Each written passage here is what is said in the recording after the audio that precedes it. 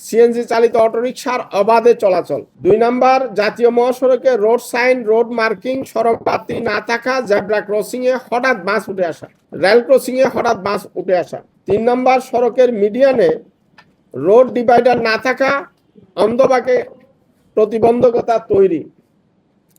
সড়কের নির্মাণ ত্রুটি, যানবাহনের নানাবিধ ত্রুটি, ট্রাফিক আইন অমান্য করার প্রবণতা।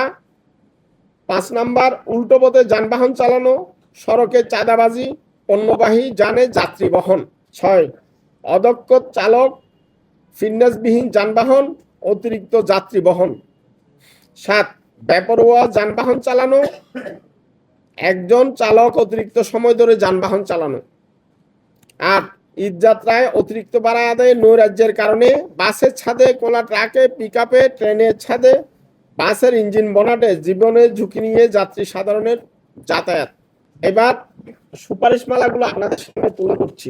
সড়কে প্রযুক্তির ব্যবহার বাড়ানো, ভাড়া আদায়ে স্মার্ট পদ্ধতির প্রবর্তন করা। 2, মোটরসাইকেল ও ব্যাটারি চালিত রিক্সা আমদানি এবং নিবন্ধন বন্ধ করা।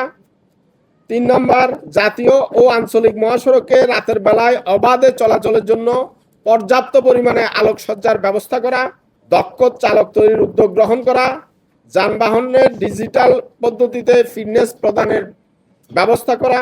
বিআরটিএ অনুমোদিত ড্রাইভিং স্কুলে সরকার ঘোষিত 60 ঘন্টার ইনক্লুসিভ ড্রাইভিং প্রশিক্ষণ ছাড়া ড্রাইভিং লাইসেন্স প্রদানের কার্যক্রম বন্ধ রাখা। পরিবহন সেক্টরে সুশাসন প্রতিষ্ঠা করা, মালিক সমিতির একচেটিয়া নিয়ন্ত্রণ বন্ধ করা। গুরুত্বপূর্ণ জাতীয় মহাসড়কে সার্ভিস লেনের প্রবর্তন করা, সড়কে চাঁদাবাজি বন্ধ করা, চালকদের বেতন এবং কর্মঘণ্টা সুনিশ্চিত করা। মহাসড়কে ফুটপাত এবং পথচারীদের পারাপারের ব্যবস্থা রাখা, রোড সাইন, রোড মার্কিং স্থাপন করা। 10 নম্বর, উন্নত মানের আধুনিক বাস নেটওয়ার্ক গড়ে তোলা, নিয়ন্ত্রক সংস্থা বিআরটিএ জনবল এবং সক্ষমতা বৃদ্ধি করা।